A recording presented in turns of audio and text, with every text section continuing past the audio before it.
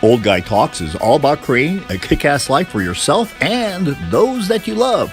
Don't wait, don't hesitate, don't procrastinate. Opt in now. This is Horace, the Old Guy from www.oldguytalks.com, talking to you today about date night. Now, most of the time people think about date night about going to a fancy restaurant or a show or something like that.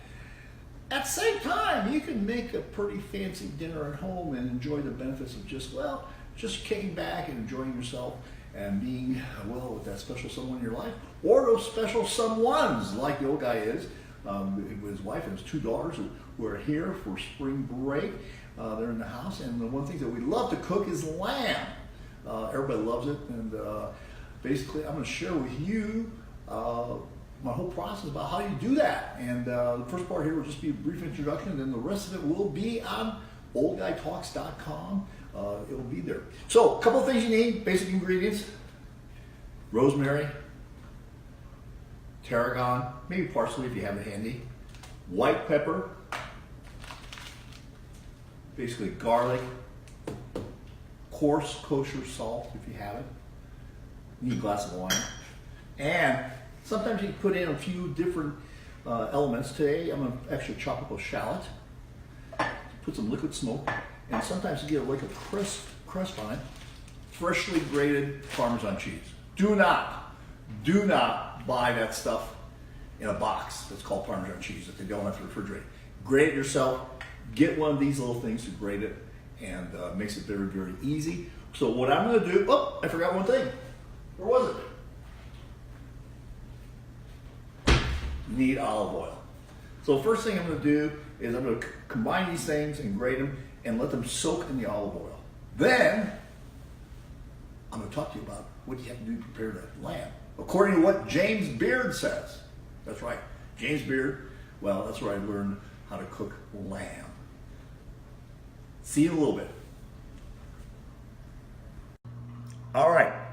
First thing I want to do is go ahead and mix up the stuff that we're going to be basically putting on top as a rub for our lamb. And this is actually fairly easy to do, especially if you bought the pre-peeled garlic, which makes it really easy. You don't have to go through the whole process of peeling the garlic. And I'm going to go ahead and use a whole package.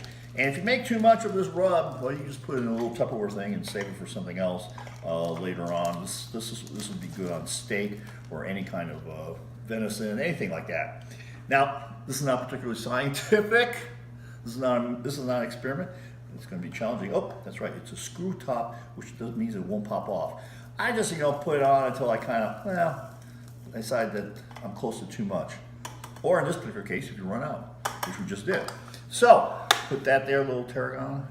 I'm sorry, that was those rosemary leaves. You can put in parsley too if you want sometimes. And so we wasn't expecting. Now you're going to see me open this. See test my dexterity. This is actually easy peel opening. So go ahead and put some more here and there, stuff like that. And a little white pepper. You don't want to put in black pepper, you just want to put in white pepper. It just makes it look a little bit nicer. Now, again, not really too much into the measurements here. Just maybe about a quarter of a teaspoon here coming in here, just to give it a little bit of a bite. And we'll put in a little bit of a shallot. This is actually a pretty big piece of shallot. I'm not going to quite use the whole thing. So I'm just going to put in just a little part of it, cut it in half, leave the rest over. Now, this is where we get to the critical part. Depends on what your tastes are in terms of salt, things like that. I think that the lamb actually picks up a lot of the salt. And so you may think this is a little much, but I basically put a teaspoon of kosher salt, coarse kosher salt, per rack that we have. And we're cooking 2 racks today, and maybe just a little bit more because I don't want it to be under seasoned. Now, when I add something a little different here, first of all, the shallot was a little different in terms of what I added. Next thing is a little bit of, we're going to try this out. We've never done this with the lamb. We've tried it with other things, with steak. A little liquid smoke, not too much of that. Actually, you can really smell it. It smells like something's on fire in the house, but not quite. And then olive oil. And, again, we are getting the brand new first ever because this is extra virgin, so this is the first time it's been used. So, ha ha ha ha ha. All right, mix it in, and this is what makes it really easy to do. Put that in.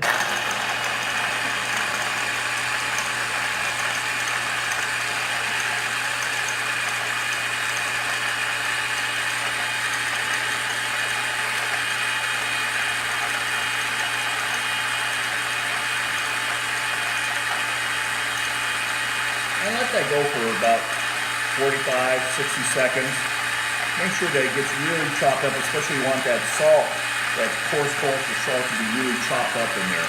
But use that kosher salt, gives it a lot of flavor. A lot of flavor. And sometimes you can use Himalayan salt, which is another option too. We could have done that today, but we're just using the kosher salt. All right, folks. Now, I like to do this a little bit ahead of time so it allows the tarragon and the other spices to come in here and the rosemary leaves to actually kind of flavor the olive oil a little bit better. So we're going to put that away, and then of course it's absolutely mandatory to take a sip of wine once you've done this very, very hard work. It's been labor. Catch you on the next side. We're talking about preparing the lamb.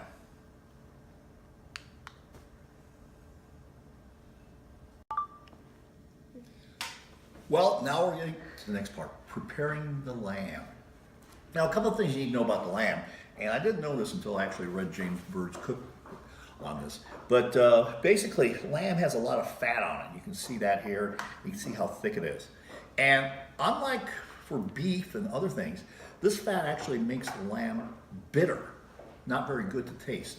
So it's important to remove this layer of fat, or some of it, a good portion of it. I'm going to do that. Now, one of the things important, this is a safety feature, do not drink too much wine before you work with a big knife, okay?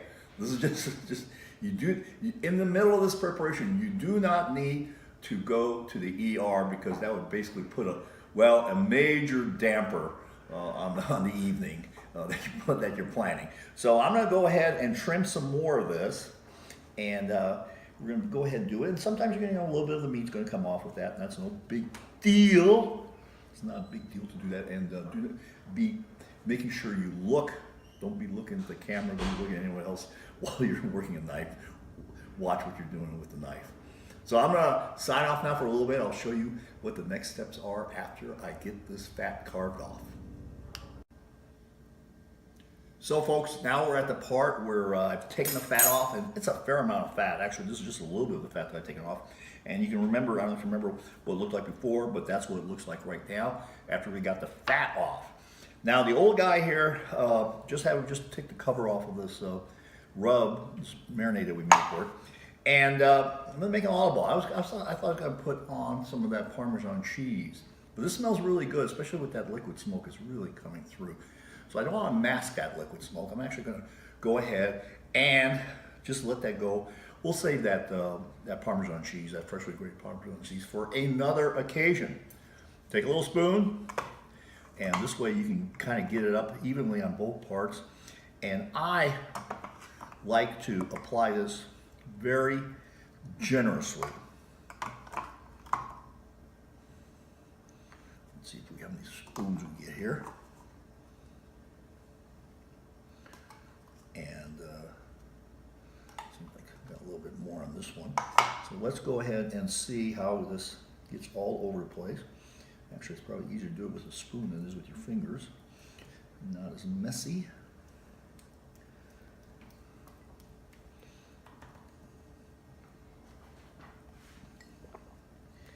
Now, some people like to do the other side too. I used to, I do, and sometimes I don't. It's your own personal thing. So if I was going to do the other side, I would have done it first and then did this secondly. All right.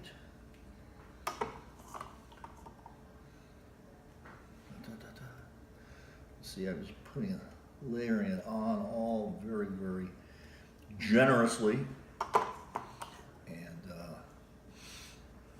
It smells great. It really does. And the texture with this garlic and shallots, I think, is going to be really very, very good. I'm going to talk to you about that later on. So then, just kind of, we're going to put this back in the refrigerator for a little bit because we're not going to eat for several hours. And we're going to let this get into the meat quite a bit. And so that'll be real good. And sometimes, if you want to get it even further into the meat, well, you can just stab the meat. You can do it like this, or you can do this like they did in Fatal Attraction. Glenn Close was really crazy. She went like, ah! You can do it one of two ways. But I like it that way. Do it, maybe get that rubbed in just a little bit more. This marinade that we're using. And just get it in just a little bit more. Do this early on. Now, one of the things that when you're cooking this, we're going to put this back in the refrigerator because we don't want it to spoil. But maybe about an hour before we're going to eat, we're going to cook it before we eat, maybe an hour and a half. We're going to take it out and we're going to let it get to room temperature, close to room temperature, because it cooks better that way. That's one of the things that a lot of people don't do. And you can do that with your steak too. Get it to room temperature before you put it into the oven or on the grill or wherever you're going to do it. Broil it. So that's all I got. Next step is we're going to talk about cooking it. We're going to be doing that in a little bit. Let this stay in the fridge.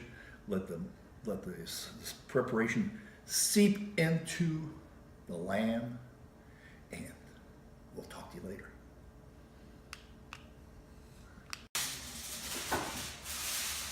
All right, we've gone ahead and pulled our lamb, our racks of lamb out of the refrigerator, put it in there for a few hours. Now you can leave it in there overnight or whatever. Sometimes the more the better, but we just got back from the movie and everyone's hungry, and we're not even going to let them rest to room temperature, which we normally like to do with meat. Prepare the pan, line it with aluminum foil, makes it a lot easier to clean it up. Put it in side by side. Now, the oven's been already set to 450 degrees, so that's pretty hot.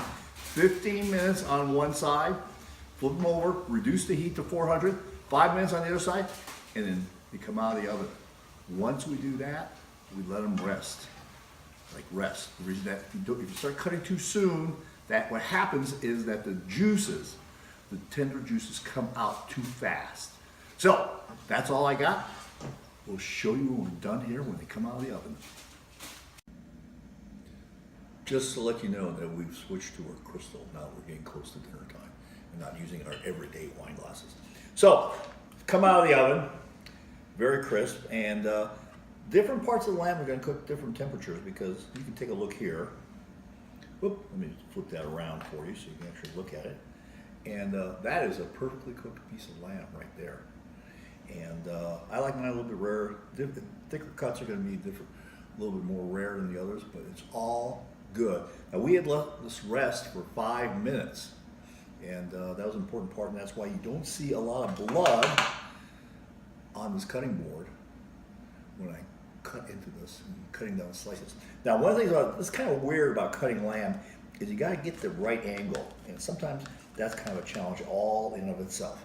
So we're ready to eat. This is Oris, the Old Guy, from www.oldguytalks.com, helping older guys create kick-ass lives for themselves and for his family that loves him. Those that they love. Those that they love. Take care and have a great night. If you are interested in creating a kick-ass life for yourself and those that you love, then become a member at oldguytalks.com and get access to the cave area, where not only do I have my interviews with doctors on cutting-edge therapies for erectile dysfunction, but I will have other things that are posted in there that will help you create that kick-ass life that you want for yourself and others.